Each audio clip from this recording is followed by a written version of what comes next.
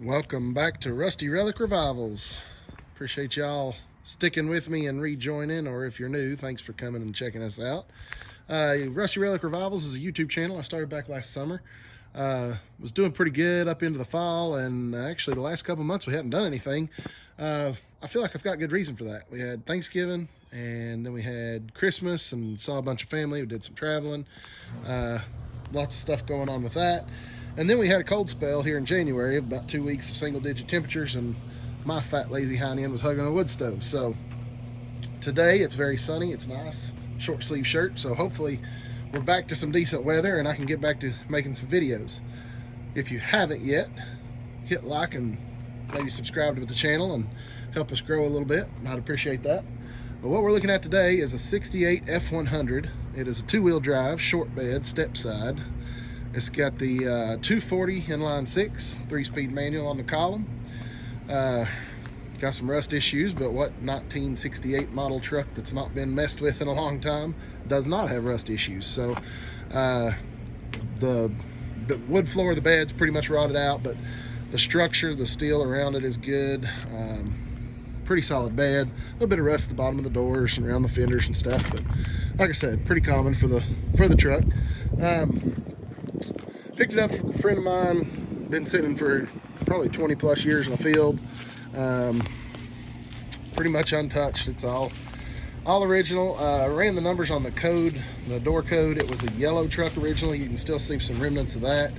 For whatever reason, they've painted over the yellow. I don't know why, but it looks to be all original sheet metal.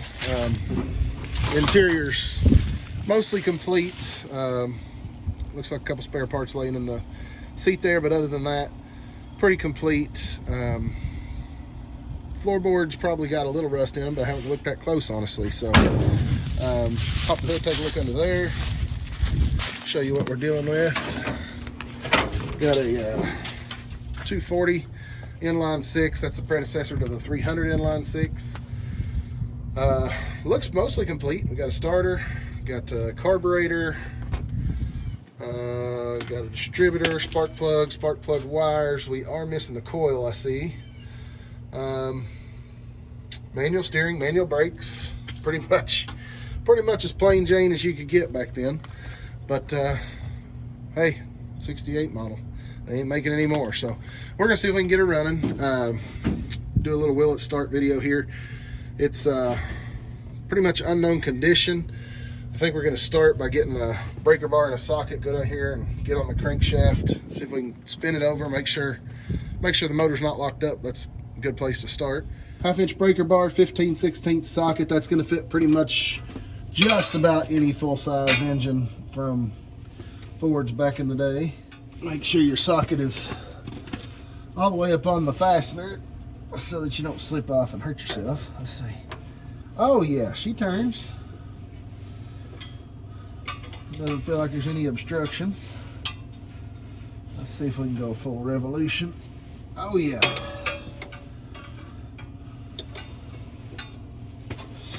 So far I'm liking what I see. Yep. Alright, so that's about 2 complete revolutions on the crank. Should be 1 revolution on the cam. And that should have cycled everything all the way through.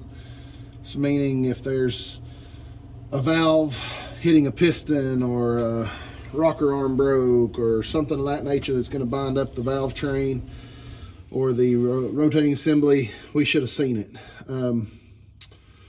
So that being the case, I'm going to get a battery. I see right off the bat here we're missing a coil. There should be a coil laying right here. So I'm going to get a coil, probably at least for trial purposes. We'll just run a hot wire to the coil. Won't fool with trying to get the original wiring hooked up to it just yet. But let's get a battery and a coil and some wiring.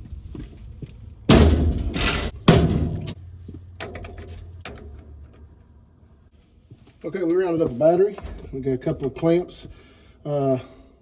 Just FYI, I keep a card of these. You can buy a card of 10 of these at Advance or AutoZone or Napa or something. Way cheaper than you can buy them individually. I usually buy a card and just keep them here because of stuff like this. The hot and ground both just exposed cable. So I keep spare clamps here.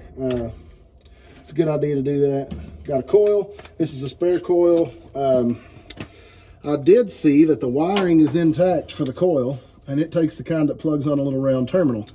But you can get past that. The coil I had that was a spare had the little round flat part, but you can get one of these electrical connectors that clips on there, and the end you're supposed to crimp the wire on, you can just kind of use your Leatherman or needle nose or whatever and crimp that into a little round shape, and then this should plug on there for test purposes only. I wouldn't run it like that. But so we got a coil, we got a battery. I'm going to put these clamps on these cables real quick, and we'll start by seeing if it'll roll it over.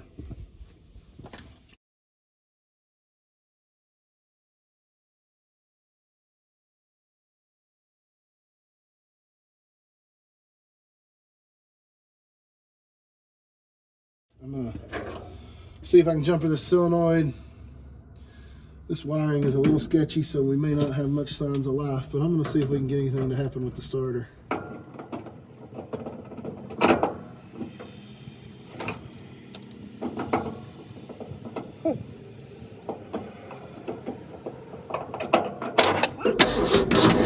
Hey, there we go.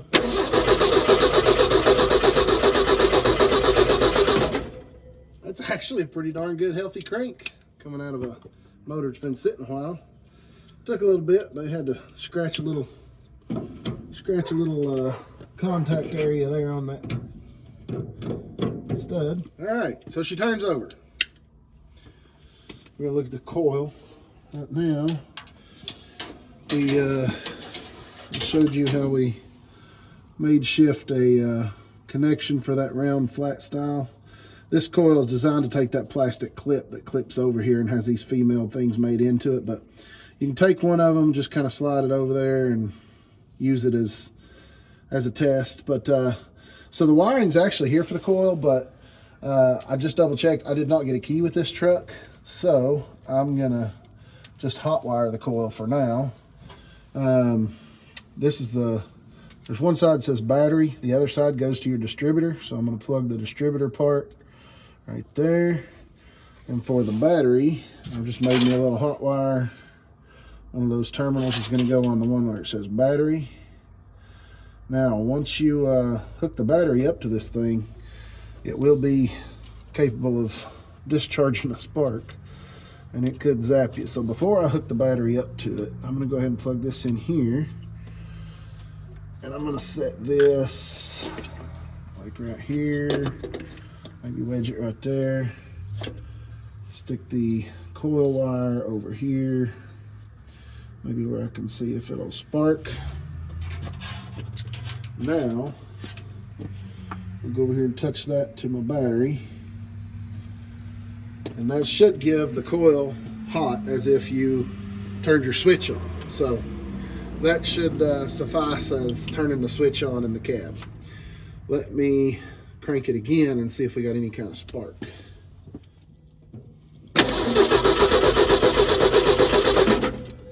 It does not seem to have any spark. I am not at all surprised by that, because most of the time, once point ignition sits for a long time, it needs some attention before it'll run again. So not at all uncommon. We're gonna have to take a closer look at that, but that was just a quick test to see if we might get lucky. All right, the next part of our process, we got to unplug that from the battery to make sure our coil's not hot anymore, because nobody wants to get zapped. For right now, we'll go ahead and move this out of the way. Now let's see, we got to pop the cap on the distributor.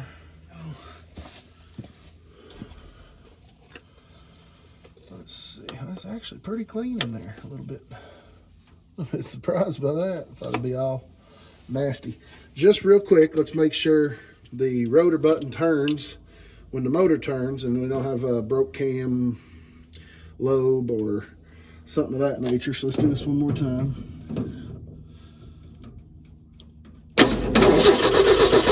Yep, so that's doing what it should. All right, I'm gonna have to go get a test light. All right, I'm gonna attempt to show you what I'm doing here. So on a points ignition, Your primary wiring gets a hot from the 12-volt battery supply, goes through the coil to the distributor. And when your points gap opens up, it forces it to discharge through the secondary, which is your coil wire going to the distributor cap. So what we got to do is make sure that all that is jiving the way it's supposed to. Right now, I've just got your standard 12-volt test light. You can reuse it both ways. You can clamp the clamp on negative and probe for a positive, or you can clamp the clamp on positive and probe for a negative. Right now, we're going to do that. We're going to start with just looking for a ground.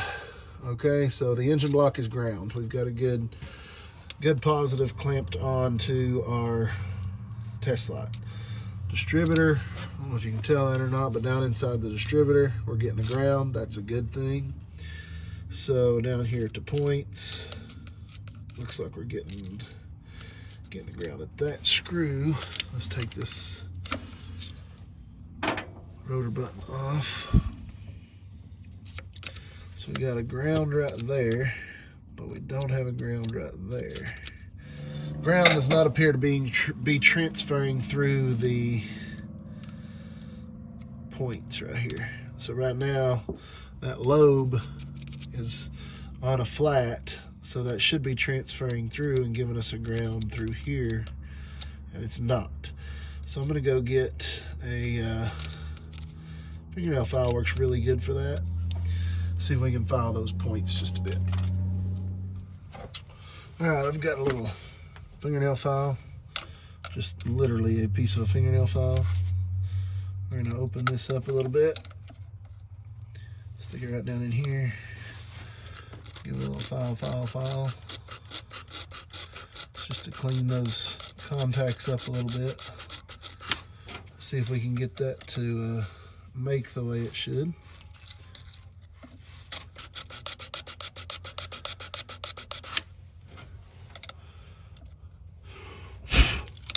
Okay, now let's see if we've got our ground coming through the points. We do. That gave us our ground coming through the points. So now we need to spin it over again and see if that gap opens up.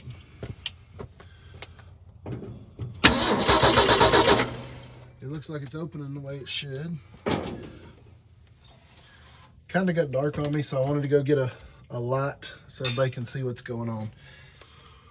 All right, we got the ground coming through the points.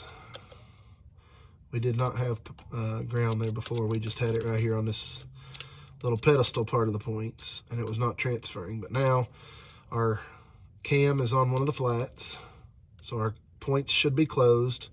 So the ground is coming through the points. That's what we want. When the cam on the gear, which is this part right here, gets on one of these little humps, one of the lobes, there's 6 lobes, it's a 6-cylinder, a V8 has 8 lobes. But when it gets on one of those lobes, that's when these points open up. It pushes this little lever open, opens the points, and forces it to ground the system through the secondary windings of the coil, which is what goes through the coil wire down into the top of the distributor cap and out to whichever spark plug it's pointing at.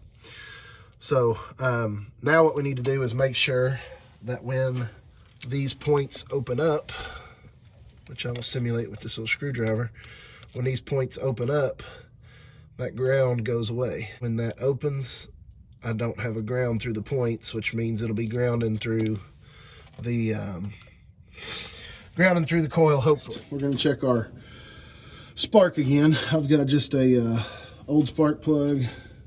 Again, don't connect your coil to power until you're ready to test it. An old spark plug I'm gonna stick in the coil wire, which is plugged into the top of the coil, okay? And this is the ground that is supposed to be going to the coil from the distributor. And of course, that's our hot. So we're gonna set this spark plug somewhere that it can ground. Let's do that right there, that should work. All right, now, when we crank it over, we hope that you can see a little spark right here, that spark plug.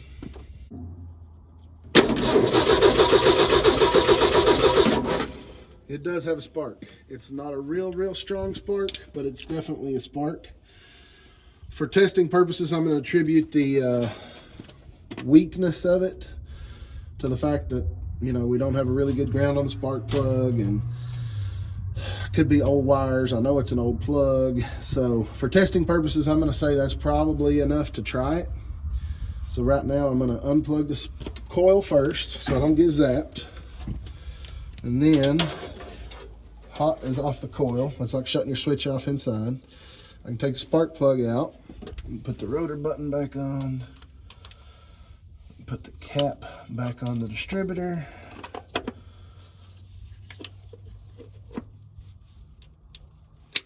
Okay, there's that.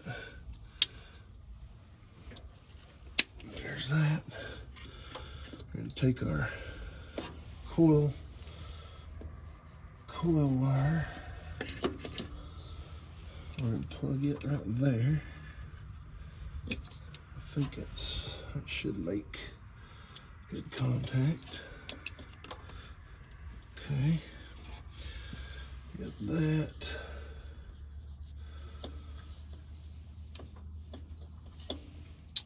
All right. Before I hook that back up, what we could do is we could put one of these, oh man, look at that dust. Put one of those boots on this spark plug. And that will check to make sure the spark is going through the distributor cap and out to the spark plugs. So let's try that again. It definitely has a spark. It's much less frequent because it's only getting 1 out of 6. Before it was getting every discharge of the coil, so it was flashing a lot faster.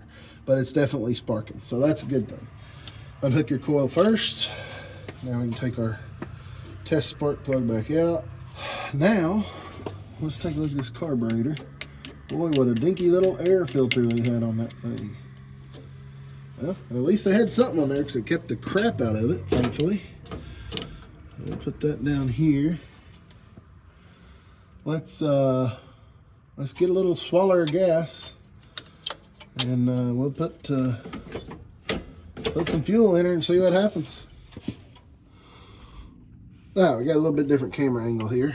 Hopefully you can see what's going on. We're going to hook up the hot, effectively turning the switch on. And that goes to the coil like we talked about. We'll give it a little drink of fuel. And now we can see if it tries to spit and sputter any at all.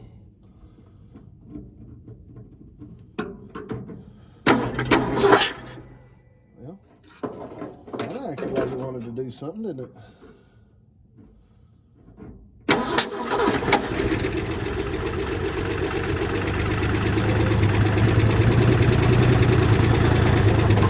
shocked.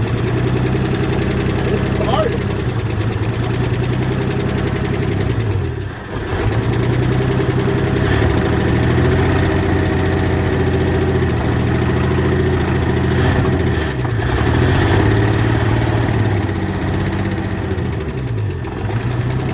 Definitely noisy. So it hasn't run in a long time.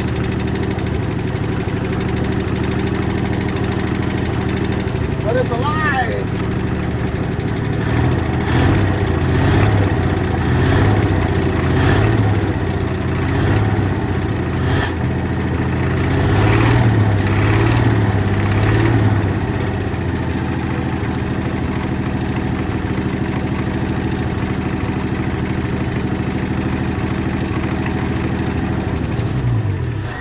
We're gonna go ahead and shut her down because I don't have any water pump, no fan circulating. I don't have anything there to keep it cool, so I'm gonna definitely shut her down right there. But I am impressed. This thing's been sitting at least 20 years. The guy that had it previously passed away, and it just sat in the field, and definitely a little bit of noise coming out of the motor, but I'd say that's weak lifters or, you know, dry valve train, that kind of thing. We did check the oil. There's oil in it, so I'm really impressed. It's it started the first try and stayed running as long as we was pouring some fuel in it. So yeah, at least maybe the motor we'll say is revived. New breath of life for the first time in 20 years. Definitely worth pursuing, I guess. So I'll get a belt on the fan and some stuff to make the water pump turn, and we'll light her off again and go from there. But it lives.